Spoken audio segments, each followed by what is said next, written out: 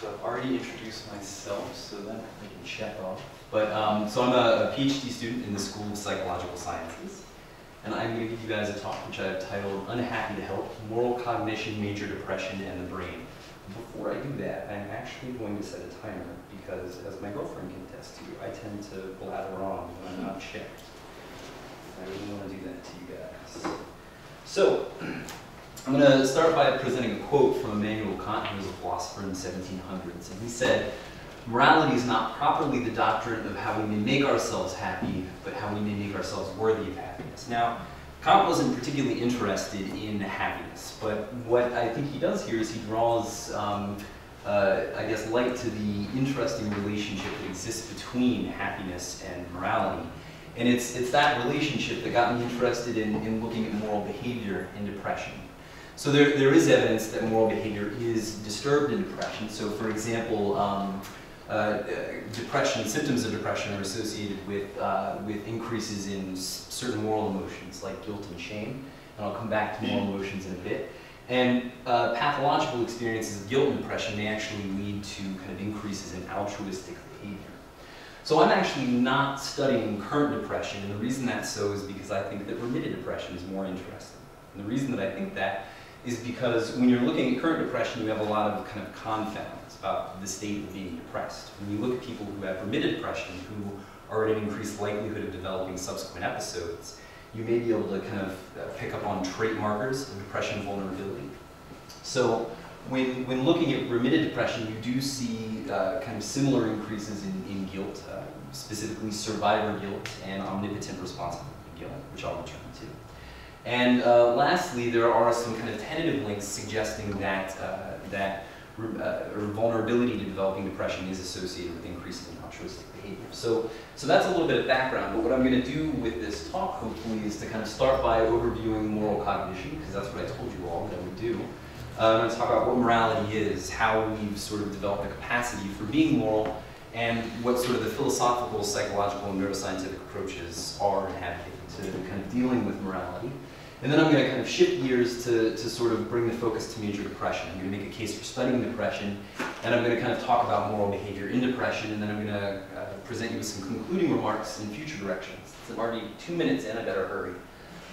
What is morality? Morality can be defined in one of two ways, either normatively, so that's like saying what is right or what is wrong, or alternatively, you can provide a descriptive definition of morality. So a descriptive definition is really not concerned with objective moral facts. It's more concerned with how people act, right? So in light of this, I like this sort of descriptive definition that moral behavior is acting according to the sets of customs and values that are embraced by a cultural group to guide social conduct. So how would we kind of develop the capacity for morality?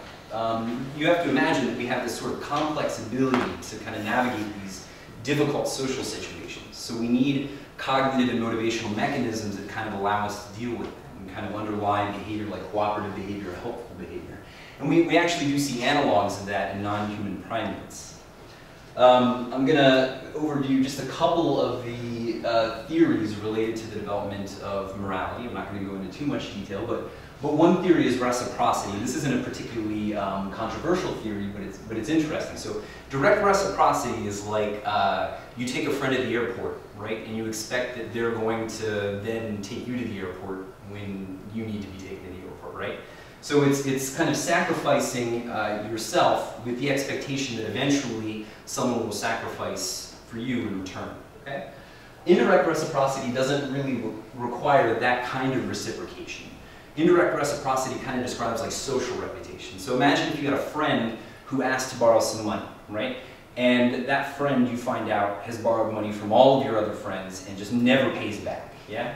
You probably wouldn't lend them money, right? So these are the sorts of behaviors that seem to be modelable in an evolutionary context. Now, more controversially is this idea of pure altruism. So altruism is acting with the intention of benefiting another individual where this is motivated by a non-instrumental concern for his or her welfare. Now, this is more difficult to kind of prove because, you know, evolutionarily, what are we getting out of helping people in this way? Yeah, so like maybe you pull over when you see somebody who is stranded on the side of the road and you change their tire, but you don't tell anybody about it and they don't do anything for you. You're sort of sacrificing, but what are you getting in return? So the suggestion here is that groups actually fare better when they have altruists in them, right? So a lot of over-my-head mathematical modeling has been done to show this, but essentially when you put a bunch of altruists into a group, that group fares much better relative to other groups, suggesting that maybe selection doesn't just operate at the level of the individual, but maybe also at the level of the group. So now I'm going to kind of move into philosophy, psychology, and neuroscience with not a lot of time to do so, but basically I want to point out that philosophy has kind of drawn a distinction between emotional and reason-based mechanisms underlying morality. So we've got a number of really influential philosophers saying that reason is the kind of key to moral thinking. Plato, for example, and Kant. But the alternative view that emotion is really critical kind of gained significance in the 18th century with the Scottish Enlightenment, philosophers like Hutchinson and Hume. And Hume actually said, and I just love this quote, so I put it in here, "Reason is and ought only to be the slave of the passions, and can never pretend to any other office than to serve and obey them." So, interesting. Now, moving into psychology, really the same kinds of things have happened. We've battled back and forth about whether moral thinking is guided primarily by reason or by emotion. So Lawrence Kohlberg, who some of you, if you've taken psychology courses, will have heard of, argued that moral development kind of culminates in an appreciation for moral rules. Whereas people like Jonathan Haidt and Antonio Damasio have argued that kind of implicit emotional reactions to situations guide the way that we make moral judgments. So before I get into talking about neuroscience, I want to kind of familiarize you guys with a technique that we use to study moral decision making, and this is moral dilemmas. So imagine that you're that guy there next to the switch, all right, and you've stumbled across this situation, and there are 5 people tied to one set of tracks, and there's one person tied to another set of tracks, and this train is just barreling towards these 5 people. If you don't pull the switch, 5 people are going to die rather than 1, all right? Most people are completely comfortable pulling the switch. But if I say that instead you're going to push this large man in front of the train to stop it from hitting 5 people, suddenly people are not comfortable with it, right? Which is interesting because the consequences are essentially the same, yeah? But something about applying that personal force really changes that dilemma for people. And this just kind of highlights that there's maybe some interesting stuff going on in the brain as it relates to thinking about how to act morally. So moving into imaging, I'm not going to go into too much detail about this, but one of the very first theories to kind of try and couch this in the context of neural correlates is this dual process theory. And really the thrust of it is you've got your emotional brain regions and you've got your cognitive brain regions, and they just beat on each other until one of them wins, and that's how you make your judgments. And this is actually a really influential theory, but it has a lot of problems. So if you lesion the parts of the brain that are supposed to kind of underlie these prepotent emotional responses, people act very kind of coolly and cognitively, which you'd expect when they're doing moral dilemmas. But if you try and stress them out in other ways, they act very erratic and emotional. So this doesn't, in my opinion, seem like a very great model. I prefer this one, the event feature emotion complex model, and this is why I'm here actually, because my supervisor developed this. So you can kind of imagine that this frontal part of the brain represents event sequences, and I'll explain what that means in a moment. You have the temporal part of the brain representing like featural information, as well as social concepts. And then you've got these more evolutionarily older parts of the brain, the limbic system, the paralimbic regions, and brainstem, that represent kind of emotional states. So to give you an example to make sense of this, so imagine that you're in an orphanage and you see a child who's unlikely to get adopted, all right? You may kind of predict that they're not going to get adopted, all right, in this frontal region. You may extract certain perceptual features about the child, sadness or whatever on their face. You may represent certain social concepts like helplessness of the child's situation. And in these limbic, paralimbic regions, you might have feelings of attachment and anxiety. And when you bind all that together, what you end up with is feelings of compassion, right? So this is the model from which I work. Well, this is all fine and dandy, but what on earth does this have to do with depression, right? So before I make that case, I'm just going to tell you why I want to study depression.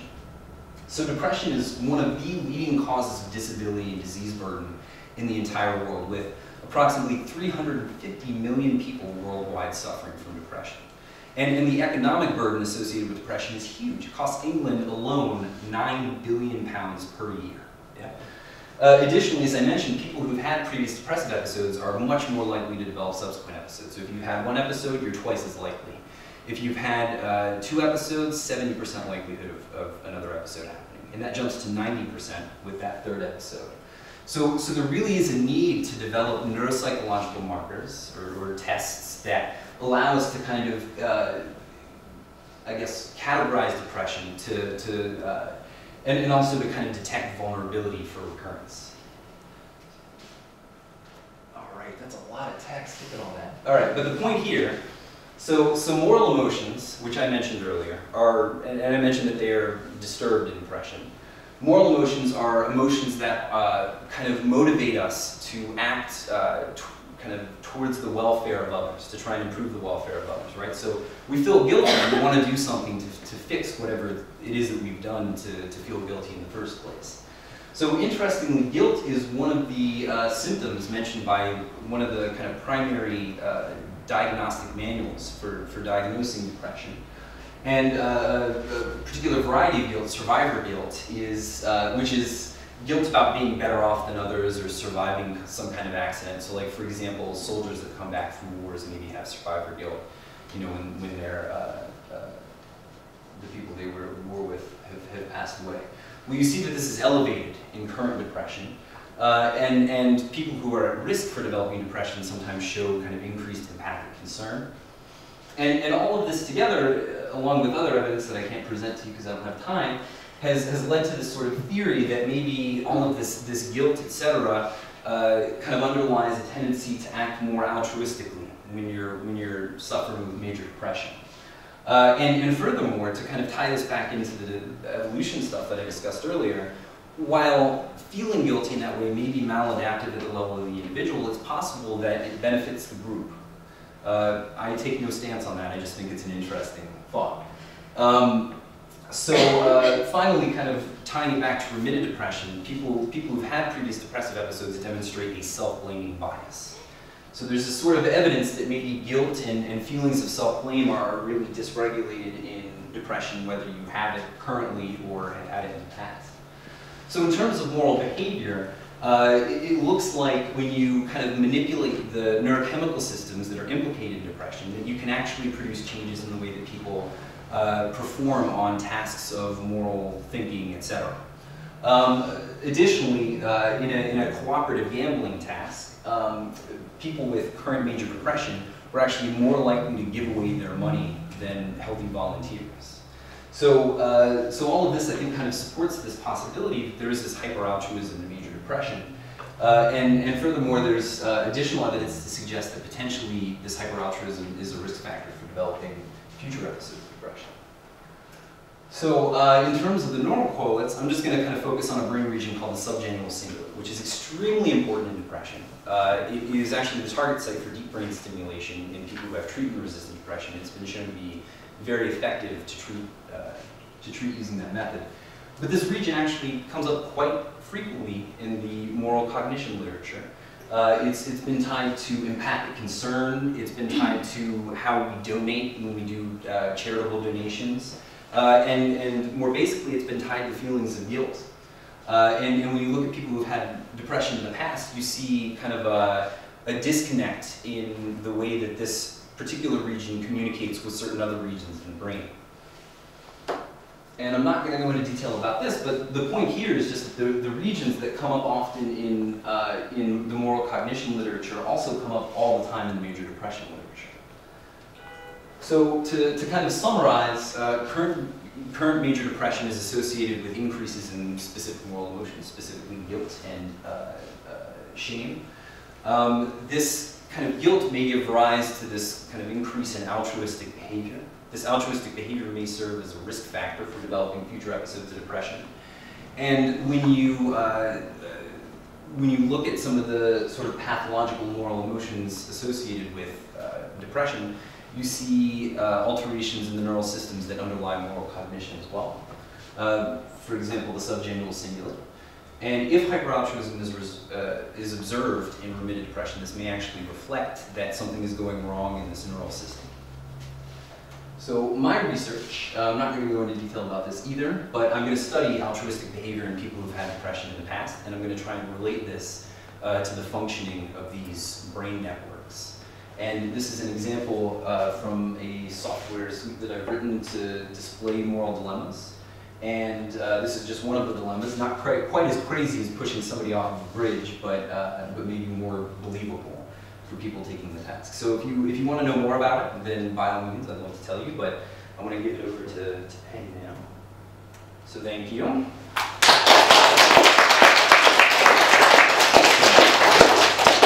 long did I take? I feel like I went way too long. Maybe questions after? Is that all right? Or if maybe one, we'll do one. That was really interesting. I'm also looking at depression, but looking at depression in clinical trials and trying to recruit participants with depression into clinical trials. And I've been reading a lot about research, and it was really interesting hearing you talk about hyper-altruism in depression.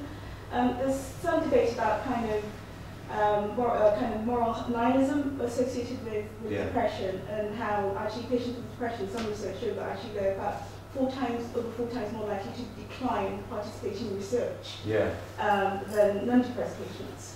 So that seems to go against some of the published literature. There's also a new study that's just about to be published, which shows that patients mostly decided to take part in depression research to help themselves, rather than to actually help other people. And I was just wondering about what you thought about that, really. Well, I think, kind of as I said, one of the problems with studying altruism in current depression is that there's so many state compounds. So you've got, rumination and a number of other symptoms that might ultimately impact upon kind of whether or not you're able to observe hyperaltruism.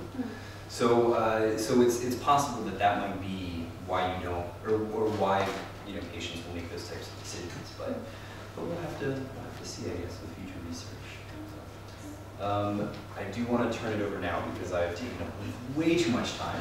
So I'm going to turn it over now to Dr. Penny Lewis, who is a lecturer in the School of Psychological Sciences, and she's going to talk about sleep and memory.